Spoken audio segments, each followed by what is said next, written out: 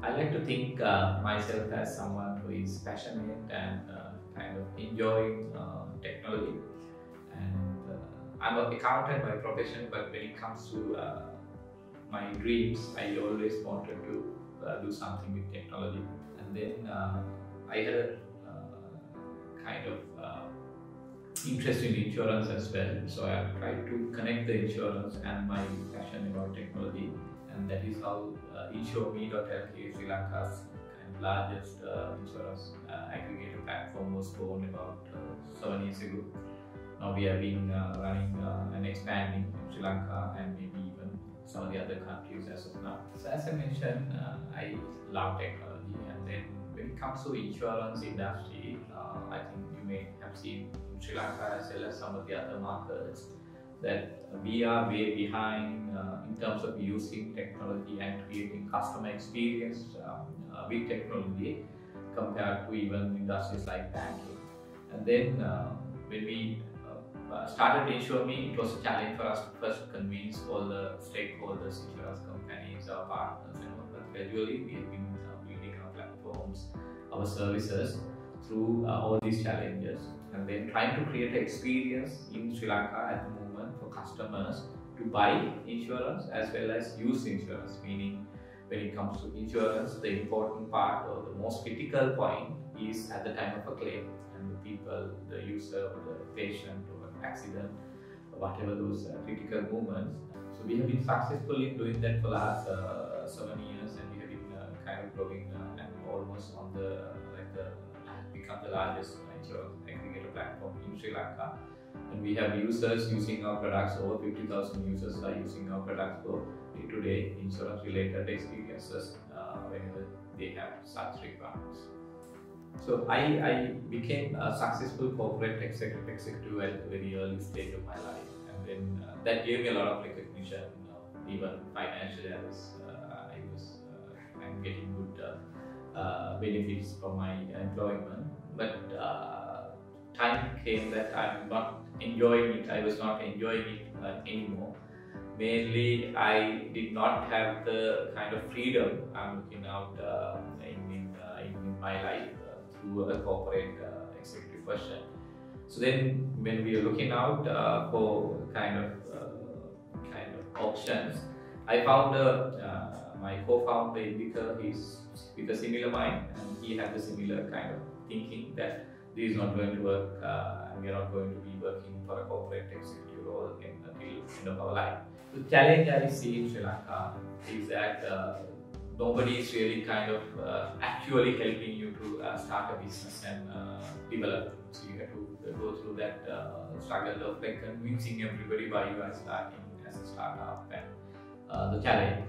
After that, the challenge is finding investments, finding employees, finding somebody who really believes in it, because some of the other developed markets, even for that matter India, what I've seen is working for a startup is kind of a privilege, or they appreciate it, they respect that. And convincing new teams to come and join you and maybe give kind of the confidence that we can build something together, it was such a tough challenge. We had to go through initially recruiting initial team members, and finally our customers, right? I mean, again, I think especially insurance is a trust-based business.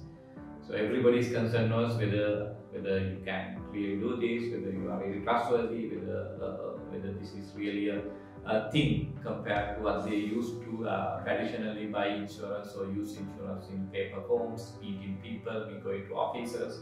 Whereas we want to do it entirely digitally. So that convincing part, behavior change of customers, again took such a challenging task.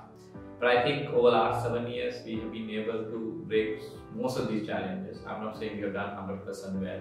There's a lot more to be done, and our dream is such a big dream that we have to ensure that everybody in Sri Lanka and anywhere in the world could buy and use insurance conveniently as they like. So this dream is still there, and we're going step by step, breaking all these challenges. I think so far I'm happy that where we are. I don't have one role model. I actually have many, but I share maybe two angles I consider role models.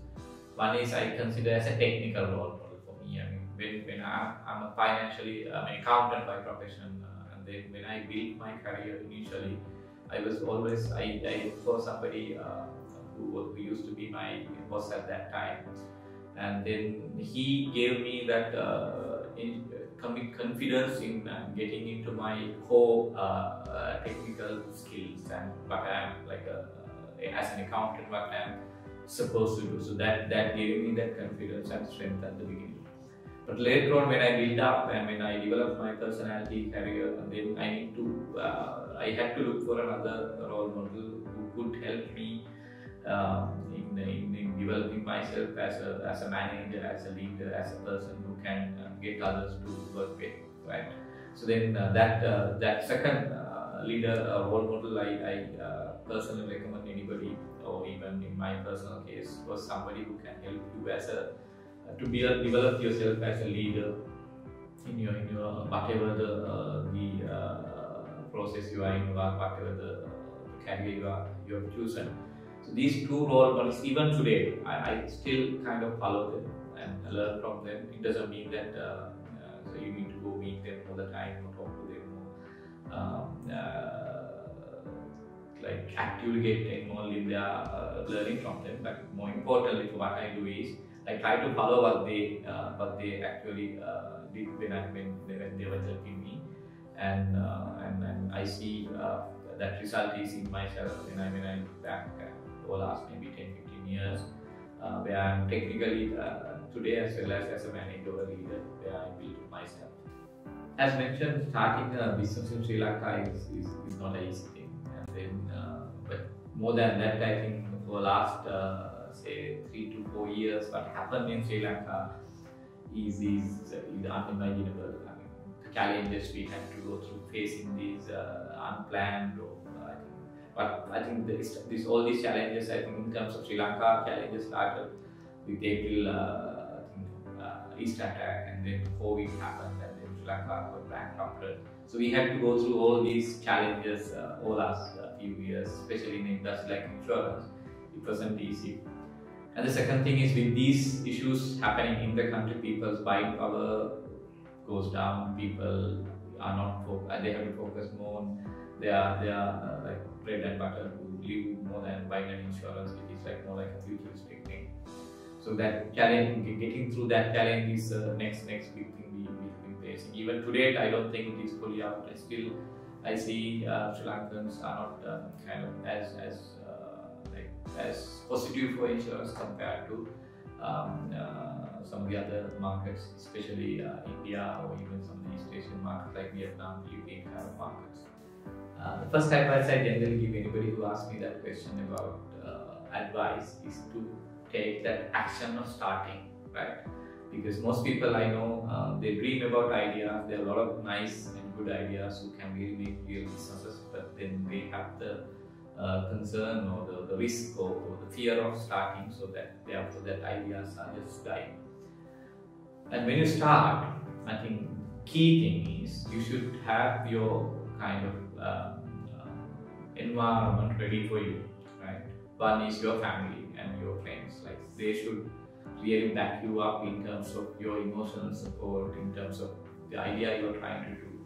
So if you have that support, it's way easier than try to do without the support. So I have seen some founders who actually has very nice ideas and they started the business, but when they get back to their family, friends, that support ecosystem, when they lose it, they have to leave. So I know very like some personal friends as well who has just left or given up because that pressure. Second thing is your team, your co-founders, or your kind of people who believes in the same vision as you do, right? You need to, I mean, it's very difficult to do something by your own, especially when it comes to a business. If you have a team who can believes in you, who trusts you, shares the same kind of vision, is very important than money in the business. Because some people think that without money you can't start business. Money is the biggest problem. But what I have seen is money can come into the business, and in our case also money was never there when we started. Money came following us when we started it, when we had that shared vision. as a team, and then others started believing in you and giving you the opportunities what you want in terms of financial and other kind of requirements you may have in the process.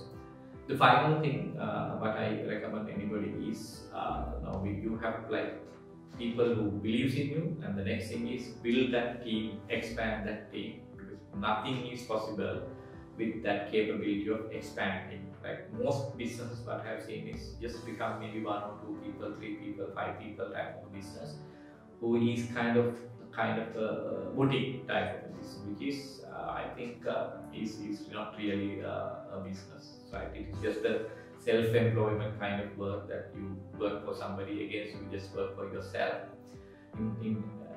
Without doing that, I think I suggest anyone to recruit people, expand your teams, build up and train them and share same vision that you do have with them and get them to believe in it. So that third activity is the key for growth. Otherwise, you will just start something like and then stay for a couple of years as your own like self-employment business, and then maybe you can maybe stop that, or maybe you will join somebody else later on. That is what I see happening in some of these new startups. So if you can follow these kind of guidelines I just mentioned, I think it would be you can create and build something that you believe in.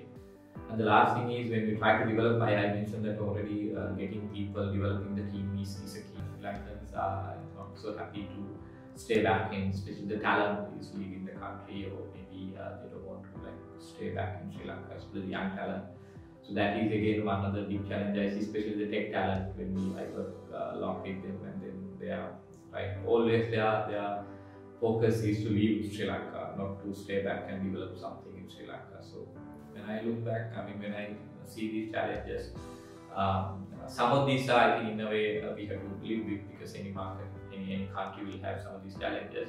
But Sri Lanka has very specific challenges for any business, any startups to face, which we need to really plan for it and come up with solutions to manage, as against like trying to complain and pay. So what I'm trying to do is, without trying to complain, I'm trying to find solution within what we can in Sri Lanka to develop what I believe in. Starting a business and developing it is, I think, is so much fun, right?